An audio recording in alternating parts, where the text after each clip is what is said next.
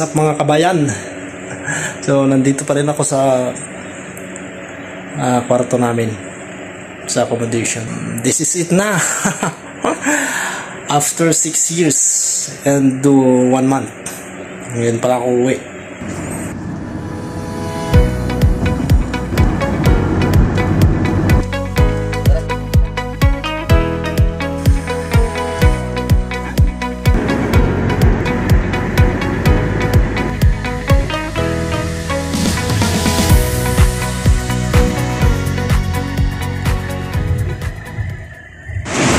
So ayan, nandito na ako sa Damam Airport ngayon.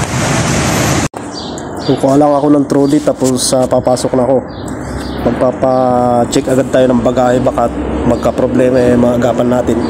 Maaga pa, kaya lang dapat maagap tayo para kung sakaling magka-problema man, masusolusyonan agad.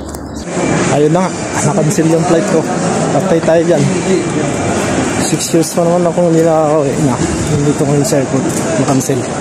Problema sa passport ko. Bago naman yung passport ko. Ewan ko kung anong ginawa nung mga pinag-renewhan. Pinarenew ko dito sa Jubil.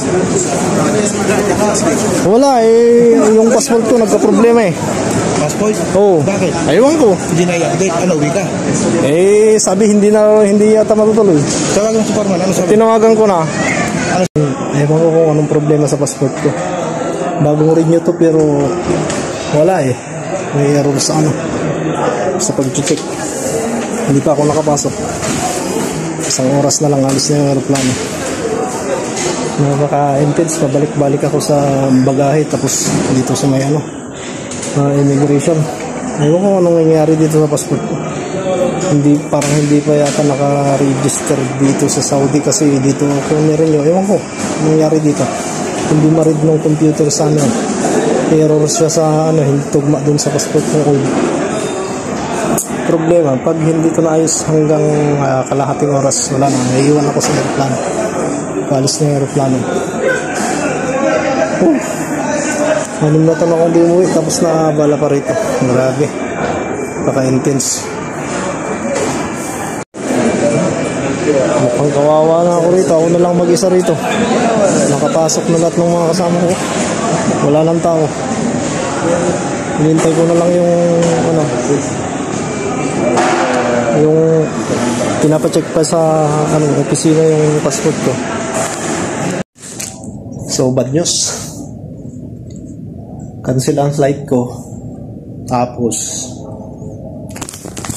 ito ngayon, hinihintay ko yung luggage ko ulit kasi nire-recover pa. Hinihintay ko. Wala, cancel yung flight ko. Pushback na. Pushback na sila. Alis na yan sila. Tinulak na. Sige pa. Tulak. Tinulak na. Hindi natin tatakbo na yan. Let's go. Tulak na.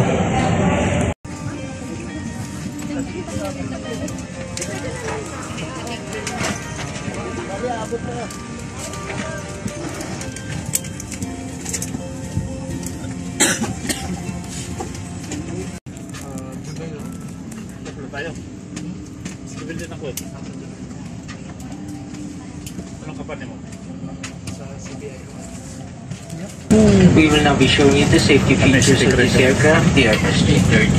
Please watch your cabin crew and rescue.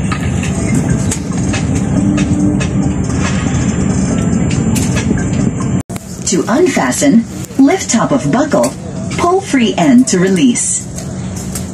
If you are with an infant, fasten your seatbelt and wrap your arms around your infant's waist. Your life vests are found under your seats or in the middle of your armrest. On water landing, remove sharp objects from your body. Slip vest over your head. Take tape around your waist. Push end to buckle. Pull waist tape to tighten.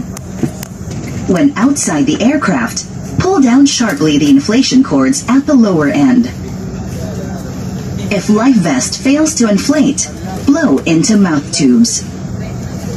Push pin inwards to release air. Do not inflate your life vest inside the aircraft.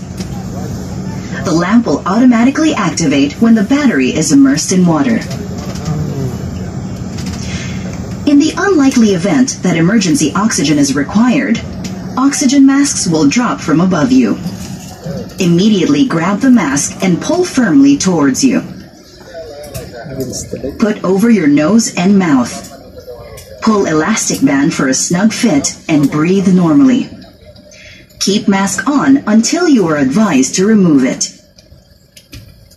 If a child or other passengers near you need assistance, put your mask on first before assisting them. The emergency exits are clearly marked throughout the cabin. Locate the exits nearest you. These exits may be behind you. In case of power loss or smoke in the cabin, emergency lights and path markings will lead you to these exits during an evacuation. For further information, please study the safety card found in the seat pocket in front of you.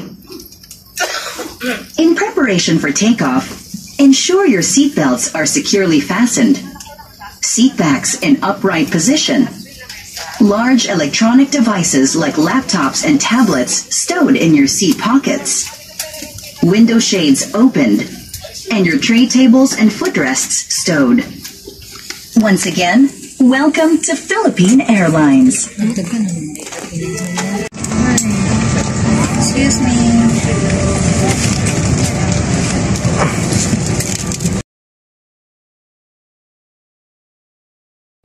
Sa totoo lang, nagulat ako kasi napakalit ng upuan.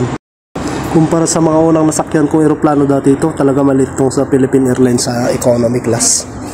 Wala pang IFA pero may wifi naman sila pag na-download mo lang yung password habang nandun ka pa sa waiting area. Pero ako hindi ko na-download kasi saka na lang nila sinabi nung paboard na, pasakay na. Busy naman na ako. Hawak-hawak yung mga papel, paano ka makaka-download ng password, di ba? In fairness, maganda naman yung serbisyo nila kaso yun nga, walang hinahanap ko kasi yung parang TV na maliit dyan sa likod ng upuan. May wifi naman sila ka. Swerte mo kung naka-download ka ng wifi nila kung hindi, di maboboring ka sa 10 oras halos na flight mo, di ba? Welcome to Manila. Yahoo! Ayun, nagbabaan ako. Bye, thank you very much. Bye, sir. Ayun, nagbabaan na kami mo. Welcome to Manila. Yan, dito na kami sa Terminal 1. Nakapila. Check ng One Health Pass. Ayun yung sinakyan namin. Darating lang namin. Ayun yung sinakyan namin. So, pila-pila kami ngayon dito. Check nila yung One Health Pass. Ang dami namin. Puno yung aeroplano. Hanggang doon. Isang aeroplano lang. Ayan, baggage claim na. Baggage claim na. Inaabangan ko yung akin. Saan na? Baggage claim. Ngayong isang akin. Ayan o. Yung isa wala ba? Wala pa yung isa ko. Ayan. Ayan o, ikot-ikot lang. Parang ano, kanta ni Sarah Geronimo. Ikot-ikot lang. Ikot-ikot lang. Wala pa yung akin. Hindi ko makita. Ikot-ikot lang. Wala pa, saan na kaya yan?